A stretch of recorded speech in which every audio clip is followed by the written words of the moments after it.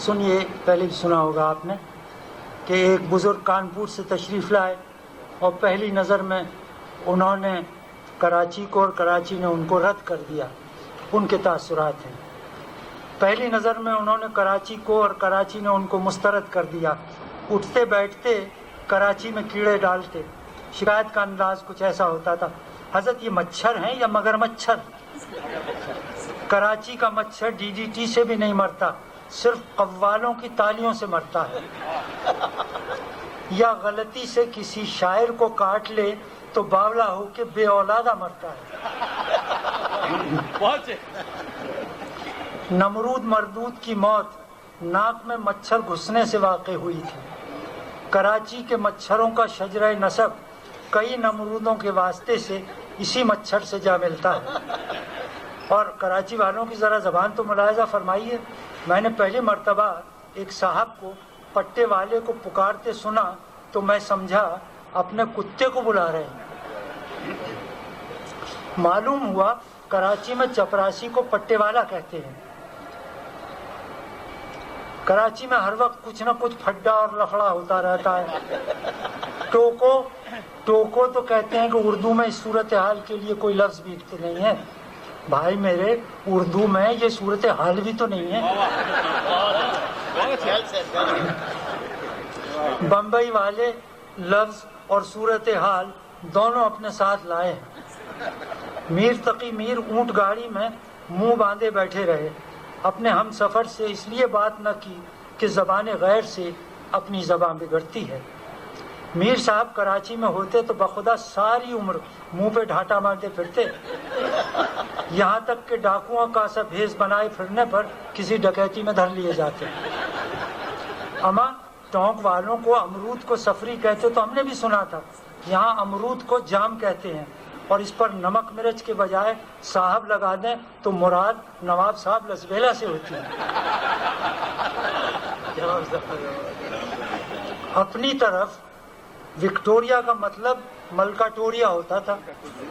یہاں کسی ترکیب سے 10-12 جنے ایک گھوڑے پر سواری گانٹھ لیں تو اسے وکٹوریا کہتے ہیں. میں 2 دن لاہور رکا تھا. ماں دیکھا کہ جس بازار میں کوئلوں سے منہ کالا کیا جاتا ہے وہ ہیرا منڈی کہلاتی ہے.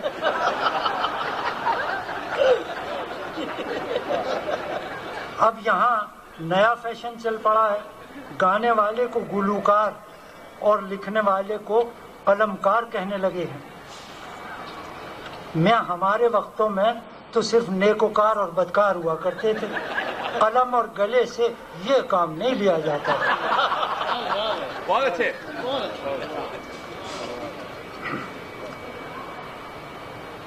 بھر پائے ایسی بزنس سے مانا کہ روپیہ بہت کچھ ہوتا ہے، مگر سبھی کچھ تو نہیں. زر کو حاجت روا کرنے والا قاضی الحاجات کہا گیا ہے، تسلیم. مگر جب یہ خود سب سے بڑی حاجت بن جائے تو وہ صرف موت سے رفع ہو سکتی ہے. واللہ کراچی کا تو بابا آدم ہی نرالا ہے. سنتا ہوں، یہ آج سے 50 سال پہلے کا ذکر ہے، سنتا ہوں یہاں کے بازار حسن نیپیر روڈ اور جاپانی روڈ پر شبزادیاں اپنے اپنے درشن دریچوں میں لال بتیاں جلتے ہی خانچے لگا کے بیٹھ جاتی ہیں. اما یہ تو وہی مسل ہوئی کہ اوچھے کے گھر تیتر، باہر باندھوں کے بھیتر. جمہوریہ اسلامیہ کی سرکار بے سروکار انہیں کچھ نہیں کہتی، لیکن کسی طوائف کو شادی بیاہ میں مجرے کے لیے بلانا ہو تو پہلے اس کی اطلاع تھانہ متعلقہ کو دینی پڑتی ہے. یہ پہلے دستور تھا، اب کا آپ کو بہتر علم ہوگا.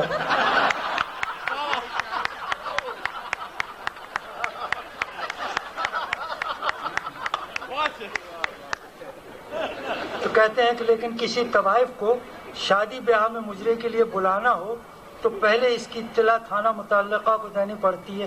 ہمار رنڈی کو پرمٹ راشن کارڈ پہ ملتے ہم نے یہیں دیکھا. مرزا عبدالودود بیگ اس صورتحال کی کچھ اور ہی تعویل کرتے ہیں. فرماتے ہیں کہ طوائف کو تھانے سے NOC یعنی نو آبجیکشن سرٹیفکیٹ اس لیے لینا پڑتا ہے کہ پولیس پوری طرح اطمینان کر لے کہ وہ اپنے دھندے پر ہی جا رہی ہے वाज सुनने या सियासत में हिस्सा लेने नहीं जा रहे।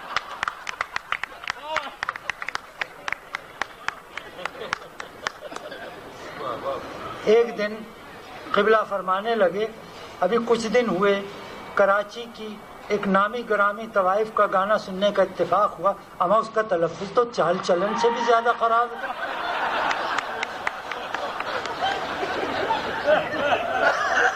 हाय, एक ज़माना था कि शुरफा अपने बच्चों को अदब आदाब सीखने के लिए चौक की तवाइफों के कोठों पर भेजते थे। इस बाब में भी मिर्ज़ा सुवेज़न से काम लेते हैं। फरमाते हैं कि तवाइफों के कोठों पर तो इसलिए भेजते थे कि बुजुर्गों की सोहबत और घर के माहौल से बचे रहें।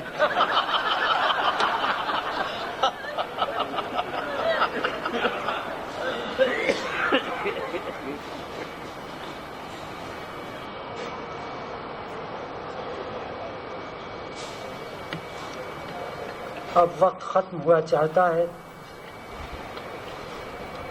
बात तो ख़त्म नहीं होती।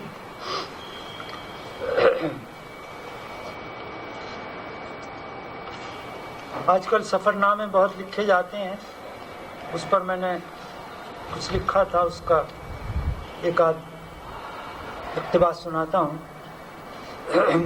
मुझे अच्छी तरह याद है कि जब पहली दफ़ा गैर ममालिक के सफ़र पे निकला तो हमारे हम पेशा व हम मशरब व हमजाद मिर्ज़ा अब्दुल वदूद बेग ने 2 नसीहतें की थी।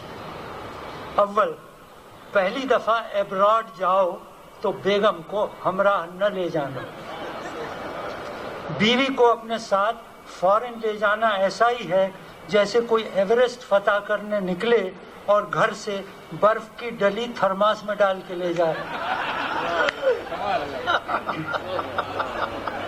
और थर्मास को बर्फ पोश वादियों और ग्लेशियरों के दरमियान गले में लटकाए लटकाए फिरे।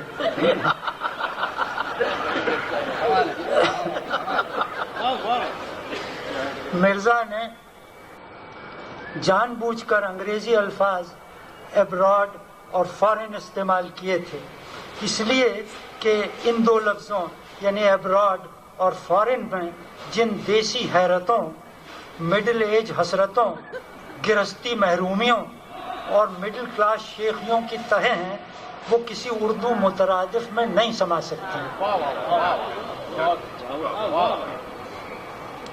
किसी जालिम ने कैसी अनोखी बात कही है कि वो बीवी जो अपने शौहर को साथ लिए लिए फिरती है उस बिल्ली की मानिंद है जो चूहे को जान से मारने के बाद भी उससे खेलती रहती है।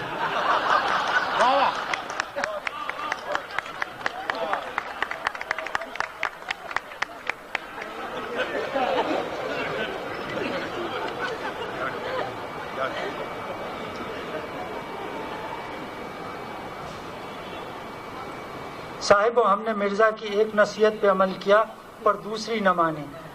शादीशुदा मर्द और गैर शादीशुदा ख़वातीन बआसानी अंदाज़ा लगा सकती हैं कि हमने 21 बरस पहले कौन सी नसीहत मानी होगी और कौन सी सुनी अनसुनी कर दी होगी।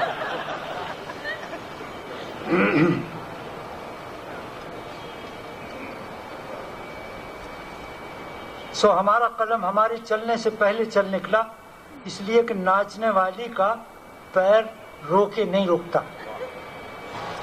हम खुद को सफरनामा लिखने से बाज न रख सके। ये फेल आज भी अदबी फैशन और तबरुकात सफ़र में शामिल है। बहुत से अदीब तो सफ़र करते ही इसलिए हैं कि सफ़रनामा लिखेंगे, खुद पे तोहमतें लगाएंगे, जलने वालों को जलाएंगे।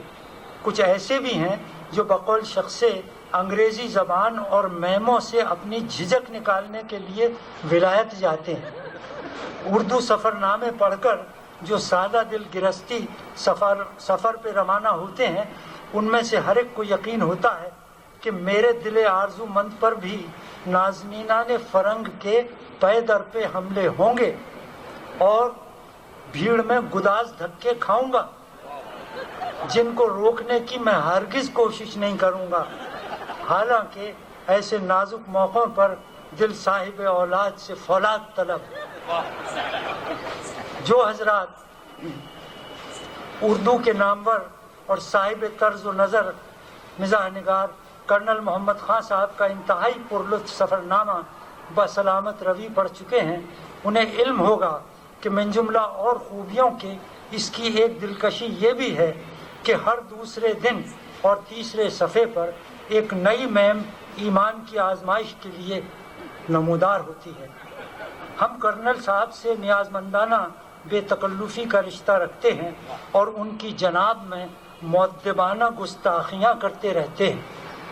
ایک دن ہم نے ان سے کہا کہ کرنل صاحب، آپ نے سفر نامے میں ضرورت سے زیادہ مہمیں ڈال دیں۔